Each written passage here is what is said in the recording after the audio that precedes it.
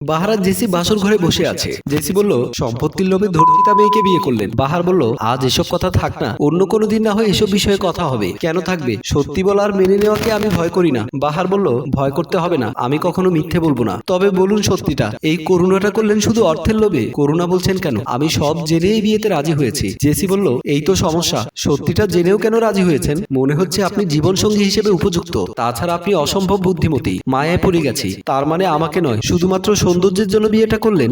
বাহার বলল, তাহলে আমার কথাগুলো আপনি শুনতে চাচ্ছেন? আপনাকে আমি কেন বিয়ে করলাম? আমি আর আমার ছোট বোন দুজন মিলে আমাদের সুখের সংসার। আমি আমার ছোট বোনকে অনেক বেশি ভালোবাসতাম। একদিন সকালে আমার বোনকে ডাকতে এসে দেখি বোন বই হাতে নিয়ে ঘুমিয়ে পড়েছে। আমি বোনের পাশে বসে বোনের মুখের দিকে তাকালাম। আমার বোনের মুখটা দেখলে আমার মনটা ভরে যায়। আমি বোনের হাত থেকে বইটা নিয়ে বোনকে ডাকতে লাগলাম, প্রিয়া। প্রিয়া ঘুম থেকে উঠে আমাকে জড়িয়ে ধরলো। আমি জিজ্ঞেস করলাম, সারা রাত কি তুই লেখাপড়া করেছিলি? প্রিয়া বলল, ভাইয়া তুমিই তো বলেছো আমাকে লেখাপড়া করে সবার উপরে থাকতে হবে, তার জন্য আমি লেখাপড়া করেছি। আমি বললাম, যদি অসুস্থ হয়ে যাস তাহলে আমি কষ্ট পাবো না, তবে সারাদিন পড়তে হবে না, মন দিয়ে তুই কিছুক্ষণ পড়বি, তাহলে দেখবি তুই লেখাপড়ায় ভালো হয়ে গেছিস। ঠিক আছে ভাইয়া, তুমি যেমনটা বলবে আমি তেমনটাই করব।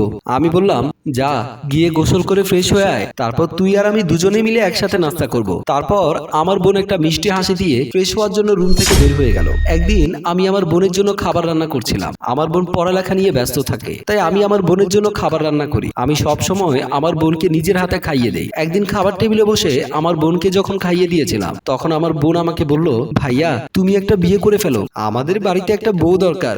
না, আমি যতদিন তোর বিয়ে না দিতে পারবো ততদিন পর্যন্ত আমি বিয়ে করব না। ভালো ছেলের সাথে তোর বিয়ে দেব, তারপর আমি শান্তি পাবো। প্রিয়া বলল, তুমি আমার বড় ভাই, তুমি যদি আগে বিয়ে না করো তাহলে কি করে হবে? আগে তুমি বিয়ে করবে, তারপর আমি করব। আমার বোনের মুখে এসব কথা শুনে আমার ভালো লাগছিল। মনে হচ্ছিল আমার বোন বড় হয়ে যাচ্ছে। আমার বোন আমাকে বলল, ভাইয়া কলেজ থেকে পিকনিকে যাব। পিকনিকের কথা শুনে আমার মুখের হাসিটা মলিন হয়ে গেল, কারণ আমি আমার বোনকে দূরে কোথাও পাঠাতে চাই না। আমার বোন আমার মুখের দিকে তাকিয়ে বুঝতে পেরেছে সে পিকনিকে গেলে আমি অনেক কষ্ট পাবো। তাই আমার বোন বলল, না ভাই, আমি পিকনিকে যাব না, তুমি আর আমি মিলে শুক্রবার স্মৃতিসৌধে ঘুরতে যাব। আমি বললাম, ঠিক আছে, আর আমরা দুজন মিলে বেড়াতে যাব। এখন তুই খাবার খেয়ে নে। আমরা যে বাড়িতে থাক সেই বাড়িটা ছিল 6 তলা বিল্ডিং। আমার বোনের মাঝে মাঝে যখন ভালো লাগতো না তখন ছাদে গিয়ে দাঁড়িয়ে থাকতো। আজও ছাদে দাঁড়িয়ে আছে। রাহাত নামের একটা ছেলে ছাদে আসলো। রাহাত ছিল একটু বাজে স্বভাবের লোক। সুযোগ পেলে মেয়েদের আশেপাশে ঘোরাঘুরি করত, মেয়েদের টিচ করত, সুযোগ পেলে আজে বাজে মন্তব্য করত।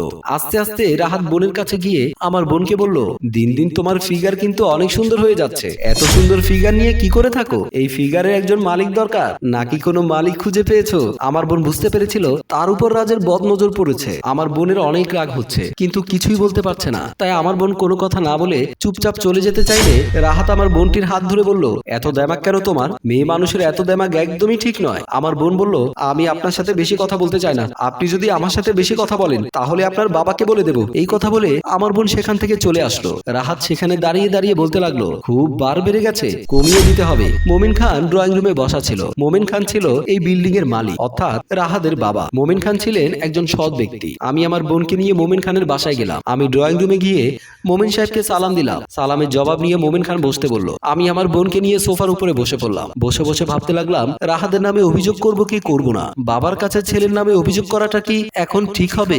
এই নিয়ে চিন্তায় পড়ে গেলাম। মোমিন খান আমাকে বলল, কোনো দরকারে এসেছো? যদি কোনো দরকার থাকে তাহলে আমাকে বলতে পারো, সমস্যা নেই। আমি আমার বোনের দিকে তাকিয়ে ভাবছিলাম, আজকে আমার বোনকে যেহেতু বাজে কথা বলেই ফেলেছে তাহলে অভিযোগ করেই যায়। মোমিন খান আবারও বলল, তুমি কি আমার কাছে কিছু বলতে এসেছো? আমি বললাম, আমার বোন ছাদে গিয়েছিল, সেখানে আপনার ছেলে আমার বোনের সাথে অসভ্যতামি করেছে। আপনি যদি আপনার ছেলেকে একটু বুঝিয়ে বলে দিতেন তাহলে হয়তো এমনটা হতো না। আপনি তো জানেন আমার বোন কারোর সাথে বেশি একটা কথা বলে না। আমার বোন সবাইকে দেখে ভয় পায়। আপনার ছেলেকে আমার বোন অনেক ভয় পায়। মোমিন খান বলল, আমি বুঝতে পেরেছি তুমি আমাকে কি বলতে চাচ্ছ।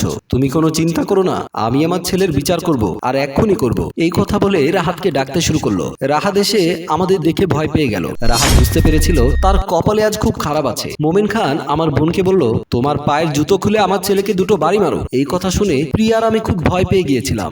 বাবা হয়ে ছেলেকে মারার অনুমতি দিচ্ছে। রাহাত আমার বোনের দিকে তাকিয়েছিল। আমাদের আর কিছু করার ছিল না। আমার বোন পায়ের জুতো খুলে রাহাতের গালে টপাস টপাস করে দুটো বাড়ি মেরে দিল। বাড়ি দেওয়ার পর আমি আর আমার বোন সেখান থেকে চলে আসলাম। এর কিছুদিন পরে আমার ছোট বোন ছাদে গিয়ে দাঁড়িয়ে আছে। এমন সময় রাহাত ছাদে এসে আমার বোনের কাছে চলে আসে। রাহাতকে দেখে আমার বোন অনেক ভয় পেয়ে যায়। রাহাত বলল, সেদিন আমার বাবার কাছে অনেক কথা বলেছিস, আমাকে জুতোর বাড়ি খাইয়েছিস, তুই কি ভেবেছিলি আমি তোকে ছেড়ে দেব? দেব? আমার বোন রাহাতের কথা শুনে ভয় পেয়ে গিয়েছিল। আমার বোন রাহাতের হাতে পায়ে ধরলো। রাহাত আমার বোনের গালে একটা চপাট করে চর বসিয়ে দিল। আমার বোন কান্না করতে লাগলো। তারপর রাহাত আমার বোনকে চুলের মুঠি ধরে মাটিতে ফেলে দিল। সেদিন নরপশু রাহাত প্রিয়াকে ছাদের উপরে একা পেয়ে ধর্ষণ করলো।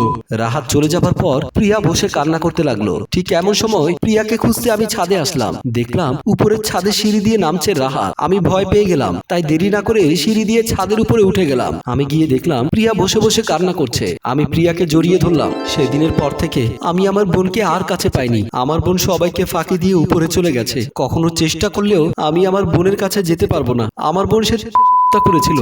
সেদিনের পর থেকে আমি সিদ্ধান্ত নিয়েছি, আমি আর কোনো সীতা মেয়েকে যেন কারো সামনে অসম্মানিত না হয় সে কাজটাই আমি করব।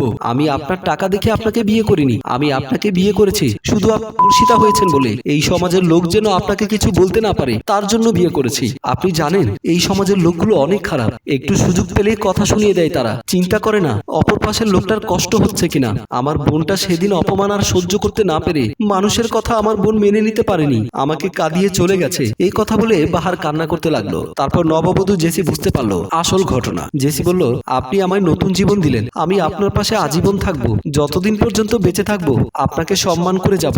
আপনাকে আমি আমার মাথার তাজ করে রাখবো।